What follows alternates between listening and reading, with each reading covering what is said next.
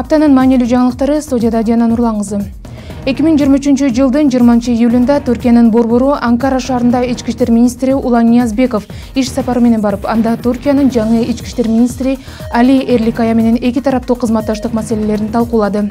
Жолугушуу учурунда Улан Ниязбеков кесиптешин Түркиянын ички иштер министри кызматына дайындалыш менен куттуктап, министрликтердин ортосундагы кызматташуунун оң динамикасын баса белгилеп өттү. Улан Ниязбеков кыргыз тарап бир нече жолу Түркияга келип, ички иштер министрлигинин ишмердүүлүгү жана жасалган реформалары менен таанышкандан кийин алгылыктуу кадамдардын кыргыз милициясына киргизүү аракети көрүлүп жаткандыгын белгиледи. Мисал катары айта кетсек, коомдук тартипти камсыздоо боюнча окутуп үйрөтүүлөр түрк адистери тарабынан өткөрүлүп, тиешелүү техникалар алынды. Ошондой эле Түркиянын ички иштер министрлигине караштуу жогорку окуу жайларына бир топ орундар берилүүдө. Мындан тышкары оор кылмыштарды жасап, издөөдө жүргөн кылмышкерлерди кармап, бири-бирибизге кайтарып берүүдө алгылыктуу иштер жасалууда.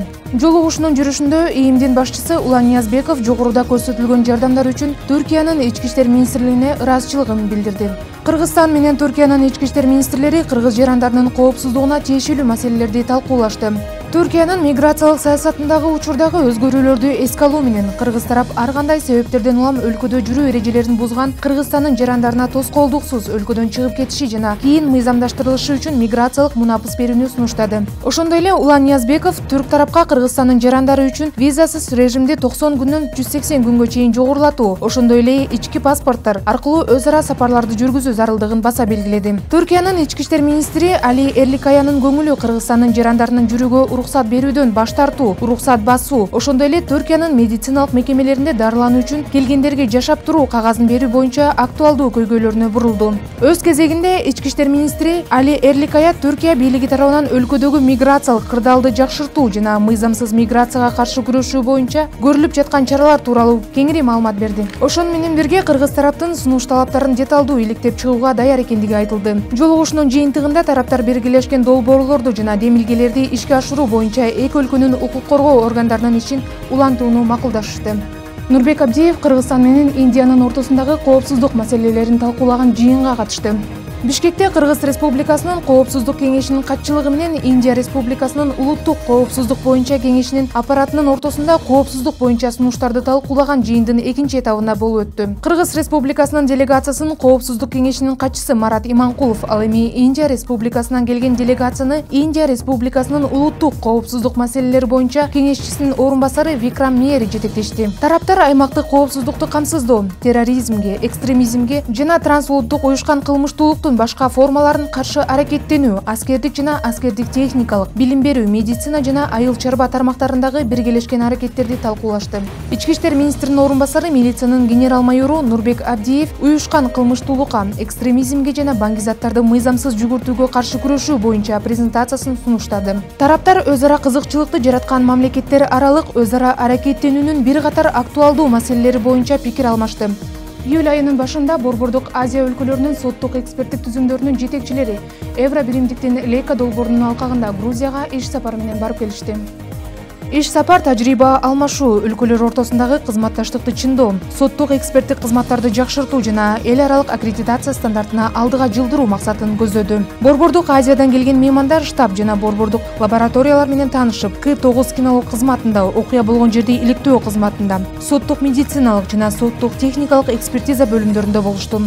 Бул сапар эл аралык кызматташтыкты чыңдоодо жана Борбордук Азия өлкөлөрүндөгү соттук эксперттик мекемелерди жакшыртууга көмөктөшүүдөгү маанилүү кадам болду. Сапардын алкагында Казакстандын, Өзбекстандын, Түркменистандын жана Тажикстандын соттук эксперттик бөлүмдөрүнүн жетекчилери менен эки тараптуу жолугушуулар болуп, практикалык тажрыйба алмашуу жана өз ара аракеттенүү маселелери талкууланды.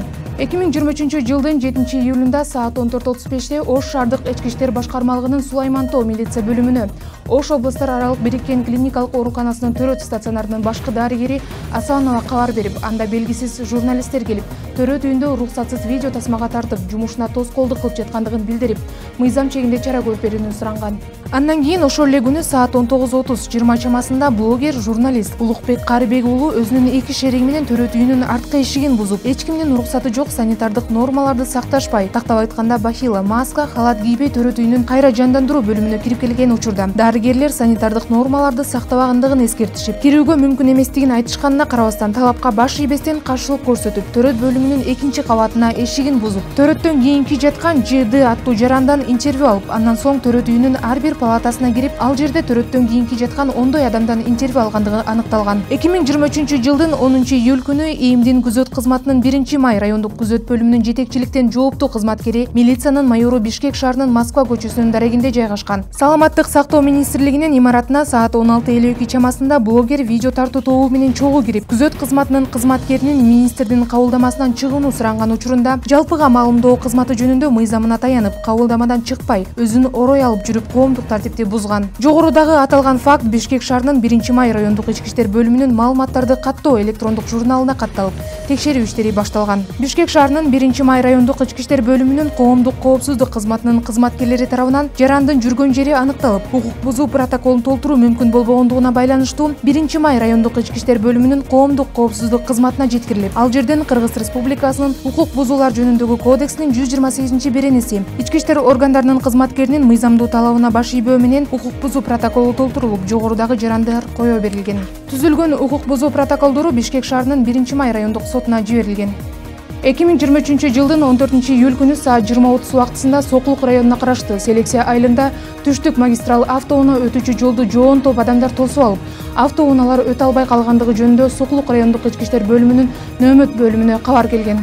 Сокулук райондук ички иштер бөлүмүнүн ыкчам тергөө тобу окуя болгон жерге барган учурда 100дөн ашык жаран жолду тосуп, автоунааларды өткөзбөй жатканы такталып, ал жарандар Селексионная айылынын тургундары экендиги жана таза суу маселесин чечүү үчүн жолду тосуп алгандары аныкталган. Сүйлөшүүлөрдүн жыйынтыгы менен автоунаа өтүүчү жол 15-июлда түнкү саат 2 чамасында аныкталып, чогулган эл тараган. Аталган окуя боюнча маалымат Сокулук райондук ички иштер бөлүмүнүн электрондук журналына катталып, тергөөгө чейинки текшерүү иши башталган. Тергөөгө чейинки текшерүү ишинин жүрүшүндө кийинки жагдай такталган. Селексионная айылынын Сары Өзөн аттуу жаңы конушунун тургундары ар кандай маселелерди талкуулоо жана чечүү үчүн түзүлгөн WhatsApp группасы аркылуу акыркы учурда көйгөйлүү болгон суу маселесин дагы талкуулап келишкен. Ал WhatsApp группага ар кандай маселелерди коомчулукка алып чыгып жүргөн белгилүү блогер кошулуп, суу маселеси боюнча болуп жаткан талкууга катышып, жергиликтүү тургундарды радикалдуу кыймыл-аракет жасабаса, суу маселеси чечилбестигин баса белгилеп, жолду жабуу керектигин айткан жана ал өзүнүн социалдык тармактардагы жеке баракчалары аркылуу колдоо көрсөтөрүн айтып, жолду жабууга үгүттөгөндүгү такталды. Текшерүү учурунда Селексия айылындагы автоунаа жолун жабуу бул атайын уюштурулган жана ишке ашырылган иш-чара экендиги такталды.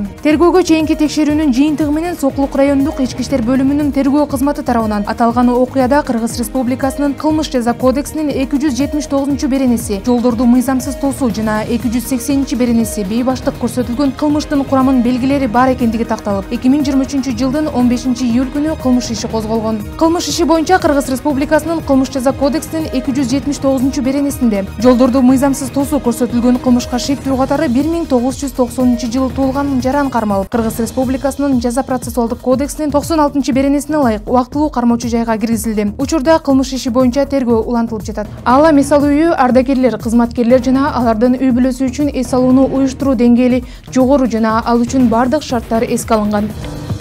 ИИМдин Аала эс алуу үйүндө эс алуучуларга бардык шарттар түзүлгөн. Аала эс алуу үйү ардагерлер, кызматкерлер жана алардын үй бүлөсү үчүн эс алууну уюштуруу деңгээли жогору жана ал үчүн бардык шарттар эске алынган. Быйылда 2023-жылы Аала эс алуу үйү өз эшигин кенен ачты. ИИМдин Аала эс алуу үйү 1984-жылдан ишке киргизилип иштеп келет. Ал Ысык көл районунун Бостери айылында жайгашкан. Учурда бул жерде Нурлан Жумабаев жетекчилик кылып, 2021-жылдан бери иштеп келүүдө. Анын айтымында Аала эс алуу үйү республиканын бардык областтарынын ички иштер органдарынын кызматкерлери жана ардагерлери 50% жеңилдетилген жолдомо менен, ал эми үй бүлөсү 30% жеңилдетилген жолдомо менен келип эс алып кете алышат.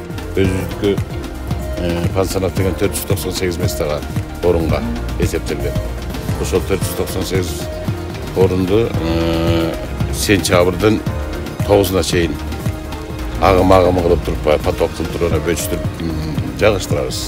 Жылына жайкы эс алуу маалында 2200дөн ашык кызматкерлер, ардагерлер үй бүлөсү менен эс алып кетишет. Аала эс алуу үйүнүн кызматкерлери бардык эс алуучуларга жакшы шарттар түзүп жаткандыгын белгилешет. Аталган Аала эс алуу үйүнүн жетекчиси Нурлан Жумабаев министр Улан Ниязбековдун демилгеси менен эс алуу үйүндө оңдоп түзөө иштери жүргүзүлүп, бардык эс алуу корпустары, ашкана, жатакана, эс ала турган бардык жайлар оңдолуп чыкты. Көлдүн жээги тазаланып, көл жээги толугу менен иретке келтирилди. Ар бир агым үчүн бильярд, стол тенниси камтылган спорт оюндарын ойноо шарттары түзүлгөн. Ошондой эле эс алуучулар шахмат, шашки оюндарын ойной алышат. Мындан тышкары кечинде эс алуучулар үчүн ар кандай оюн-зоок иш-чараларды уюштурат дейт ал. Аалам эс алуу үйүнүн аймагында күнү-түнү медпункт иштейт. Анда ИИМдин медициналык башкармалыгынын тажрыйбалуу адистери иштешет. Алар бардык зарыл болгон дары-дармектер менен камсыз болгон. Ашканада жогорку класстагы ашпозчу жардамчылар менен иштейт. Алардын чеберчилиги менен жасалган тамак аштары күн сайын тийиштүү адистер тарабынан текшерилип, андан кийин меймандарга тартууланат. Эс алуучулардын коопсуздугун Атайын багыттагы полкунун кызматкерлери жана ИИМдин ички аскерлеринин аскер кызматчылары камсыз кылышат. Негизинен эс алуу сезону башталгандан бери Аалам эс алуу борборунда ИИМдин кызматкерлери, ардагерлер жана алардын үй-бүлөлөрү үчүн абдан жакшы жана көңүлдүү эс алып кеткенге толугу менен шарттар түзүлгөндүгүн белгилейбиз. Көлдүн сезону башталып, баары эле сууда коопсуздук эрежелерин сакташпай келет. Буга байланыштуу Кыргыз Республикасынын ИИМдин, өзгөчө кырдаалдар министрлигинин, Билим берүү министрлигинин, социалдык өнүгүү жана миграция министрлигинин, саламаттыкты сактоо министрлигинин өкүлдөрүнөн турган ведомстволор аралык жумушчу топ көлдө эс алуучулардын жана балдардын коопсуздугун камсыздоого багытталган атайын алдын алуу иштерин жүргүзүлүүдө. Иш-чаранын максаты Кыргызстандын Ысык көл берметиндеги кырсыктарды алдын алуу болуп эсептелет. 2023-жылдын 17-июлунда ведомстволор аралык жумушчу топ балыкчы жана тамчы жээктеринде түшүндүрүү иш-чараларды Анда милиционерлер эс алуучуларга көлдөгү жүрүм-турум эрежелери жөнүндө айтып беришип, спирт ичимдиктерин ичүү коркунучунан жана мас абалында сууга түшүүгө жол бербөөнү эскертишти. ИИМдин коомдук коопсуздук кызматынын бөлүм башчысы милициянын полковниги Таалай Алижанов кырсыктар көбүнчө көлдүн жанында жүргөн жарандардын жеке коопсуздук чараларына көңүл бурбагандыгынан улам болуп жаткандыгын баса белгиледи. Ошондой эле Таалай Алимжанов эс алуучуларга сууга түшүүгө тыюу салынган жээктерге илинген белгилерди ачык көрсөтүп берди. Ал эми чоңдорго суудагы жүрүм-турум эрежелерин эскертилди. Аталган түшүндүрүү иш-чараларында балдарга өзгөчө көңүл бурулат. Балыкчы жана тамчы аймактарындагы милиция кызматкерлери жарандардын жеке эркин өтүүсүн, анын санитардык абалын, коомдук коопсуздуктун сакталышын текшеришти. Суунун жанында жүргөндө өзүңүздүн жана балдарыңыздын коопсуздугун унутпаңыз. 2023-жылдын 14-июлунда Кыргыз Республикасынын Ички иштер министрлигинин УНА мамлекеттик мекемеси Ысык көлдө 1-жарым жылдык ишмердүүлүгүнүн жыйынтыгы чыгарылды. Мекеменин жыйынында ИИМдин УНА мамлекеттик мекемесинин директору Рустам Жолкеев жана анын орун басарлары Нурбек Ишеналиев, Бакытбек Шералиев, ИИМдин кызматкерлери жана аймактык бөлүмдөрүнүн башчылары катышты. Мекеменин ишмердүүлүгүнүн жыйынтыгы боюнча маалыматты уккан директор жетишкендиктерди жана жакынкы келечектеги пландарын айтты. Белгилей кетсек, бүгүнкү күнү мекеме тарабынан жүргүзүлүп жаткан транспорт каражаттарын мамлекеттик каттоо тармагындагы жана каттоонун автоматташтырылган системаларын өнүктүрүү чөйрөсүндөгү мыйзамдарды өркүндөтүү боюнча мамлекеттик саясатты ишке ашыруу, жарандар үчүн кызмат көрсөтүүлөрдүн сапатын жогорулатуу боюнча ишмердүүлүктү оптималдаштыруу үчүн жагымдуу шарттарды түзүү жаатында бардык күч-аракеттер жумшалууда. Мамлекет кызмат көрсөтүүнүн оперативдүүлүгүн жана ыңгайлуулугун жогорулатуу жана калкка сервистик тейлөөнүн сапатын, мекеменин ишмердүүлүгүн жогорулатуу максатында 2023-жылдын 6 ай ичинде региондордо автосондордун ийгиликтүү ачылышы өттү. Жарандарга сапаттуу кызмат көрсөтүүнүн алкагында ишти контролдоо максатында кошумча видео байкоо камераларын орнотуу боюнча иштер жүргүзүлүүдө. Ички иштер министрлигинин жогору турган органдардан келген тапшырмалардын аткарылышы, ошондой эле жарандардын кайрылуулары мекеменин жетекчилигинин туруктуу көзөмөлүндө тургандыгын баса белгилөө менен калкка кызмат көрсөтүүнү жакшыртуу багытында алдыга коюлган пландарды ишке ашыруу багытында иштер жүргүзүлөрүн билдирди. Жол кыймылынын коопсуздугун камсыздоо башкы башкармалыгы дем алыш күндөрү айрыкча Бишкек, Ананьева, Каракол, Уна жолдорунда күчөтүлгөн тартипте кошумча постторду коюу менен жол тыгындарын жөнгө салышат. Ошондой эле катуу ылдамдыкта айдагандарга, мас абалында унаа башкаргандарга жана каршы тилкеге чыккандарга катуу чараларды көрүлөрүн эскертет. Урматтуу жарандар, мыйзамдуулукту сактап, эрежелерди так сактап жүрүүнү суранабыз. Ошондой эле ар бир кызматкер мекенге чын дилинен кызмат кылуу керек. Мекендин келечеги ар бирибиздин таза оюбуздан башталат. Ички иштер министрлиги, Диана Нурлан кызы.